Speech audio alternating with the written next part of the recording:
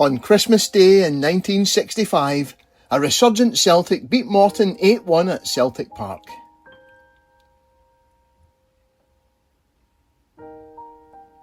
Christmas was not traditionally a major celebration in Scotland. Its Presbyterian culture regarding any religious festivals with deep suspicion, misguided at best and popish at worst. Consequently, it was Hogmanay and New Year's Day that became the major focus of celebration, and Christmas Day did not become a bank holiday in Scotland until 1958. Before this, Christmas Day in midweek was a normal working day, and Christmas Day on a Saturday a normal weekend in the football fixture list. For more than a decade afterwards, Christmas Day falling on a Saturday was no reason to cancel the scheduled fixtures. A 30-hour truce was called in the Vietnam War on Christmas Eve in 1965, but there was no question of that day's fixtures in the Scottish League not going ahead.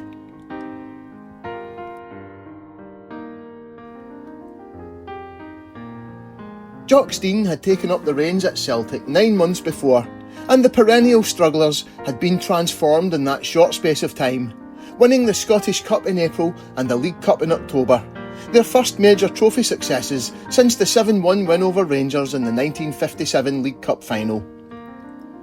They had lost their first meeting of the season with Rangers in September, following which John Fallon had been dropped, replaced by Irish keeper Jack Kennedy, who kept a clean sheet in a League Cup tie against Raith Rovers before Ronnie Simpson took over for the rest of the season. Revenge had been exacted in the League Cup final, a bad-tempered affair in which Celtic fought fire with fire and gave notice they would no longer be bullied by Rangers. John Hughes netted 2 penalties in their 2-1 win, and it was followed by a pitch invasion by Rangers supporters who attacked the Celtic players during their lap of honour with the trophy. Just as Celtic were embarking on their glory years under Stein, the SFA responded by banning laps of honour after cup finals.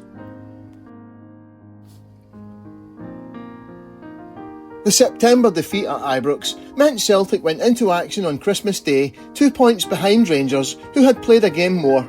But the club was riding on a wave of optimism, and there was a growing feeling that the season would end with Celtic's first league championship since 1954.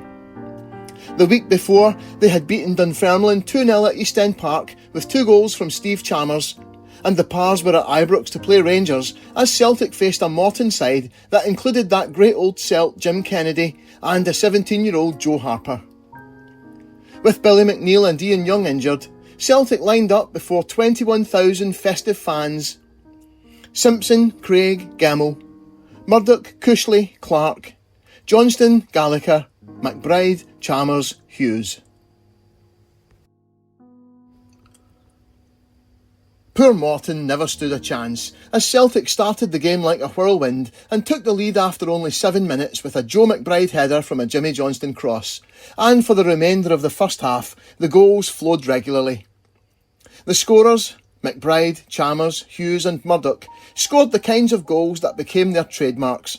McBride smashing a volley high into the net for his second and dispatching the ball first time from a low Tommy Gemmell cross for his hat-trick. Steve Chalmers accelerated at jet pace to race clear of the Morton defence for his 2 strikes. Bobby Murdoch cracked an unstoppable 25-yard shot into the top corner, and John Hughes showed incredible footwork to dribble his way through the defence, first for a 20-yard shot into the bottom corner, and shortly before the end, rounding the keeper to tap the ball into an empty net to seal the 8-1 win.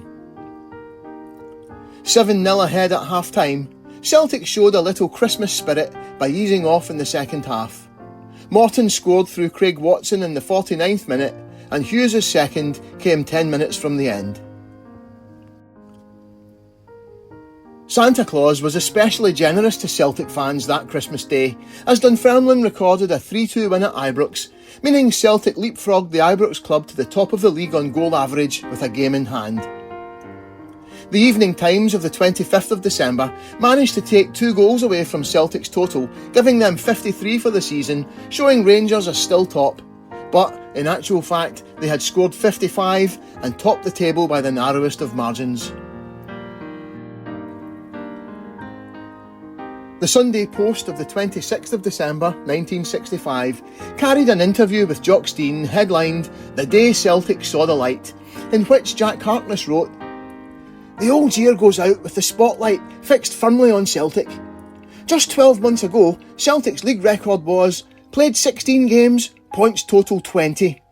Above them in the league table were Hearts, Kilmarnock, Dunfermline, Hibs and Rangers, and there hadn't been a major trophy on the Parkhead sideboard since 1958. Now take the position of Celtic today. 27 points from 15 games. League leaders by .095 of a goal with a game in hand. And on the Parkhead sideboard, the Scottish Cup and League Cup. Yes, 1965 has seen an astonishing turn in the fortunes of the Parkhead club, achieved with the help of only one major signing. How has it been achieved? The man best qualified to answer that is Jock Stein, the man who took over the Celtic manager's chair only in March and has been at the helm during these heady months of success. Celtic was in a celebratory mood on Christmas Day 1965, but 9 days later, on the 3rd of January, it felt like Christmas 1966 had come 12 months early, as a second-half storm in the Parkhead fog blew Rangers away in an incredible 5-1 win that confirmed the advent of Jock Stein had changed Scottish football forever. Have a happy, hoopy Christmas.